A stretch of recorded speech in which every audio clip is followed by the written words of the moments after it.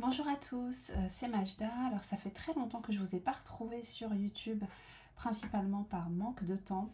Et ce partage, ce format de partage m'avait quand même pas mal manqué, donc j'avais envie de vous proposer du contenu, donc toujours sur les cycles des lunaisons. Et parce qu'on a quand même eu des configurations astrologiques assez denses cet été, notamment avec les éclipses dont on va parler aujourd'hui. Alors, on va d'abord parler de la nouvelle lune, éclipse solaire qu'on a eue donc le 12 août dernier. Donc, je vais d'abord afficher la carte de la nouvelle lune. Hop. Et avant de rentrer dans l'analyse vraiment des aspects, je trouve que c'est toujours intéressant de regarder comment se compose cette carte, de regarder un peu la disposition des planètes. Et comme là, on va voir qu'il y a toujours une concentration de planètes dans le signe du lion. Puisqu'on a donc le Soleil, la Lune, le nœud sud, Mercure et Jupiter qui sont en Lion. Donc cette concentration, en fait, elle est pas, enfin, elle va nous donner la couleur du ciel, mais elle n'est pas spécifique à cette lunaison.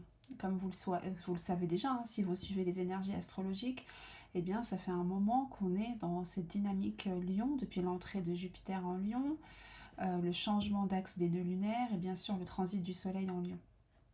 Et Mercure qui est arrivé assez récemment. Donc cette concentration, en fait, elle va déjà nous donner la couleur de ce ciel qu'on a en ce moment. Donc c'est une énergie de feu qui est très représentée.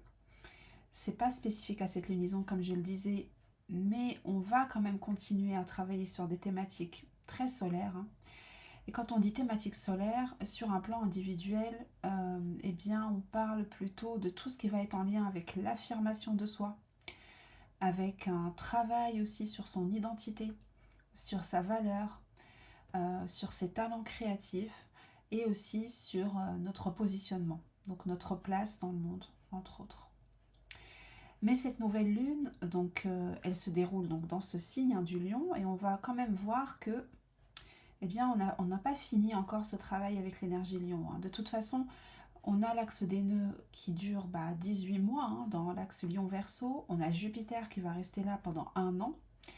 Donc on va voir que même si cette concentration va se dissiper peu à peu, eh bien on aura quand même toujours en fond ce rappel de travail, voire de nettoyage, de purification en fait de cette énergie lion. Donc l'énergie lion c'est quoi? Eh bien ça va être, comme je le disais déjà, une énergie de feu, donc qui est liée à l'action.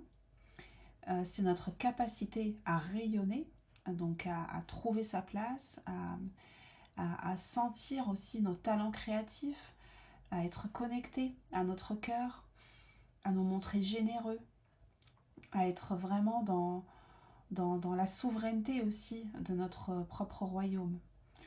Donc c'est dans la phase lion, en tout cas dans le déroulé du cercle zodiacal, eh bien c'est dans la phase lion que l'on prend conscience de notre ego, de notre individualité.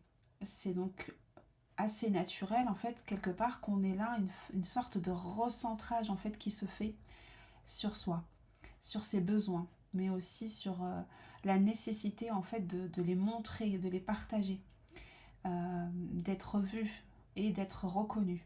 On va voir que les thématiques de reconnaissance, elles sont aussi très importantes dans les énergies lions. Donc ça va être avec toutes ces thématiques-là qui vont être, on va dire, mises en lumière de manière assez dense, puisqu'on va, comme on le sait bien, on a donc la saison des éclipses qui a commencé. Et la saison des éclipses, elle porte souvent avec elle une force transformatrice, un peu semblable aux énergies scorpions, quelque part. Je trouve que, je ne sais pas si ça vous fait ça, à vous, mais en tout cas, je trouve que quand on est dans la saison des éclipses, il y a quelque chose d'assez plutonien en fait qui est dans l'air. D'autant plus qu'on va voir que Pluton, il va nous accompagner pas mal quand même pendant ces périodes d'éclipse. Donc cette nouvelle lune, elle se trouve donc à 20 degrés du signe du lion.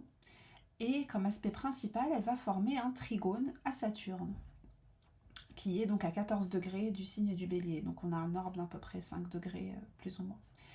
Donc ce trigone à Saturne, il est intéressant. Pourquoi? Parce qu'il va vraiment nous aider à renforcer en fait notre capacité à nous ancrer dans la durée, pardon, et à construire vraiment avec une discipline, plutôt que de rester par exemple dans un élan éphémère, hein, qu'on pourrait avoir un coup d'éclat en lion. Eh bien, si on a des décisions à prendre ou des choses à construire, ou en tout cas tout ce qu'on va lancer en fait autour de cette nouvelle lune, eh bien, il devra quand même avoir une forme structurée et s'inscrire dans une notion de durée et de temps.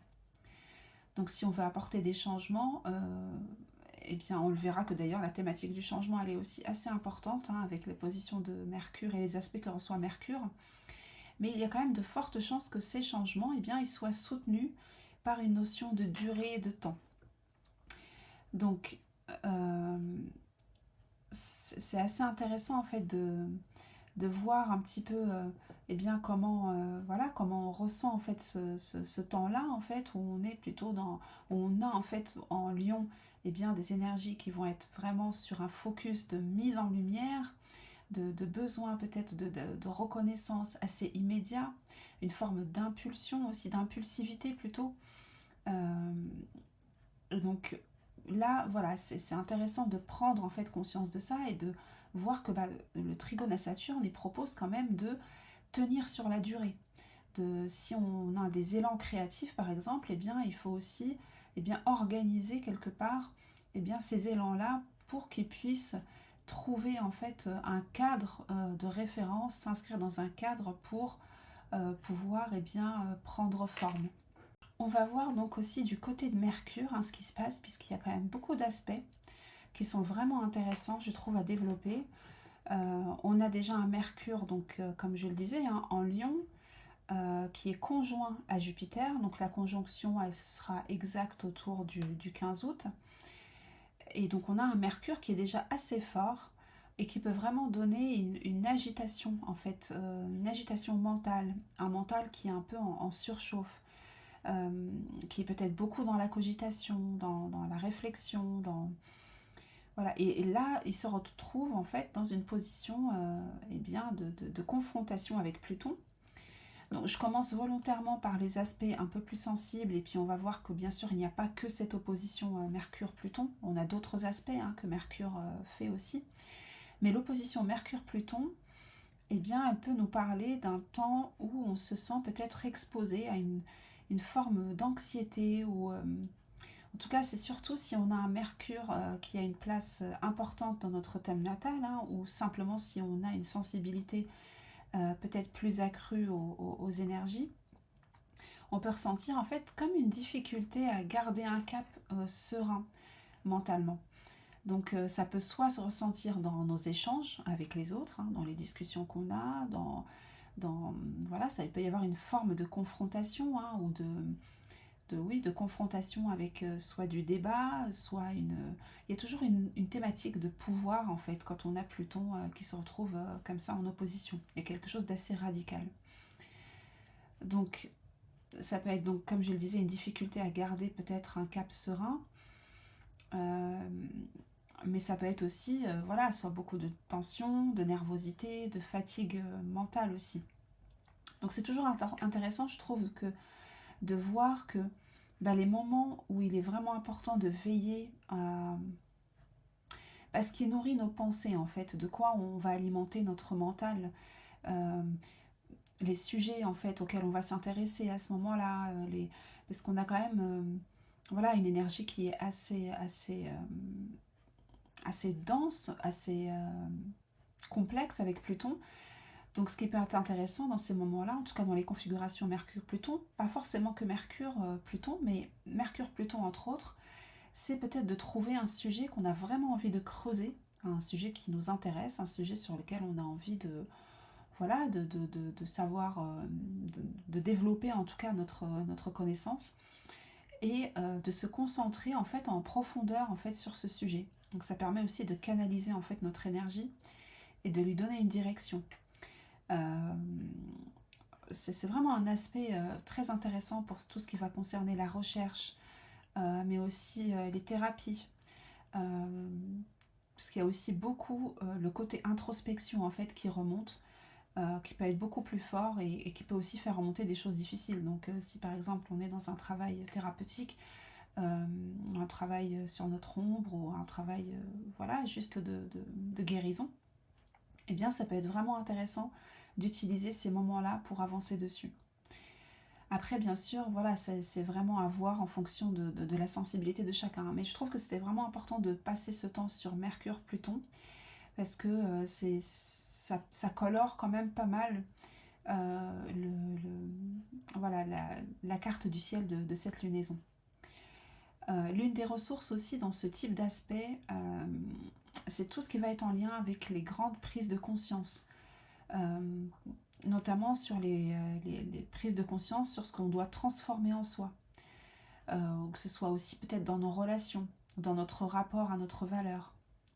L'idée, c'est vraiment de pouvoir se recentrer, pas sur notre ego, ou pas sur notre mental, puisque c'est un peu un passage qui a opéré entre l'ego, le mental, vers le cœur. Et en tout cas, c'est une piste de travail qui nous est proposée ici avec cette nouvelle lune.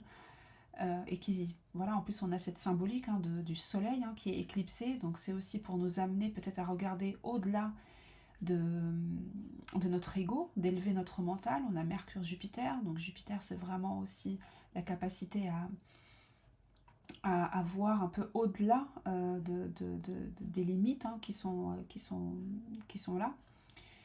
De trouver aussi une forme de reliance dans Jupiter. Il y a aussi le lien avec le sacré qui peut être vraiment intéressant. Et l'idée, c'est vraiment d'aller puiser en fait au-delà des constructions mentales qu'on a. Toutes les constructions liées à l'ego, au mental, je trouve que c'est vraiment un temps qui est adapté pour avancer sur ça. Sachant que l'idée c'est vraiment d'apprendre à mieux se connaître. On a vraiment cette énergie là avec le lion, je ne l'ai peut-être pas assez dit tout à l'heure, mais l'énergie du lion c'est vraiment le fait de revenir aussi à son essence, à son cœur, et donc d'être capable en fait de laisser aussi en fait les apparences, toutes les constructions qu'on a pu avoir, qui nous permettent voilà, soit de briller, soit d'être reconnu, d'être visible, pour revenir vraiment à soi et puis être en paix avec notre propre valeur en fait. Et ce travail-là, il est aussi souligné par les aspects que Pluton, enfin par les aspects de soutien, pardon, qui sont formés entre Vénus, Uranus et Pluton. Donc on a Vénus qui est dans le signe de la Balance, qui est en domicile, Uranus en Gémeaux et Pluton donc en Verseau. Et donc tous ces planètes-là, elles sont en signe d'air. Donc c'est pas inintéressant quand même de regarder que c'est des orientations en fait qui vont être plutôt tournées vers les idées, vers la communication, vers les relations. Donc ça peut être vraiment des temps où on peut avoir accès à des grands changements en fait qui vont soit toucher notre valeur, mais aussi notre positionnement dans les relations, de retrouver en fait une place juste et puis surtout pouvoir se sentir vraiment bien aligné avec soi-même et au-delà en fait de ce que l'extérieur en fait pourrait nous refléter. Donc j'ai pas beaucoup parlé du nœud sud, enfin je crois que je l'ai même pas mentionné vraiment, parce que j'y reviendrai dans une autre vidéo qui sera vraiment dédiée cette fois au transit en fait du nœud sud en Lion et du nœud nord en Verseau, et j'aborderai aussi les symboliques par maison pour pouvoir donner des pistes en fait de travail sur ce transit là. On reparlera aussi pas mal de l'énergie Lion, comme je le disais, puisqu'on va avoir cet axe des nœuds et le transit de Jupiter qui nous emmène sur une période d'environ un an et demi, avec cette énergie Lion. Donc voilà, on en reparlera aussi pas mal dans les prochaines vidéos. Voilà, j'espère que ces petits éléments pourront vous aider à trouver des pistes d'interprétation. Je vous embrasse et je vous souhaite à tous un très beau cycle lunaire dans la lumière du cœur. Prenez bien soin de vous. À bientôt.